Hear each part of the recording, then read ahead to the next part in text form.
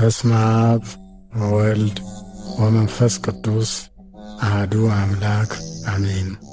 ስምህን ለመጥራት ለማመስገን ላበቃህን አምላክ ክብር ምስጋና ይድረስህ እስከ ዘላለሙ አሜን። ፍካሬ ዘጻድቃን ወዘኃጥኣን መዝሙር ዘዳዊት ሃሌሉያ።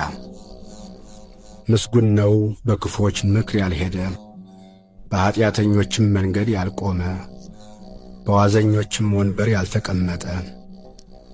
ነገር ግን በእግዚአብሔር ሕግ ደስ ይለዋል፣ ሕጉንም በቀንና በሌሊት ያስባል።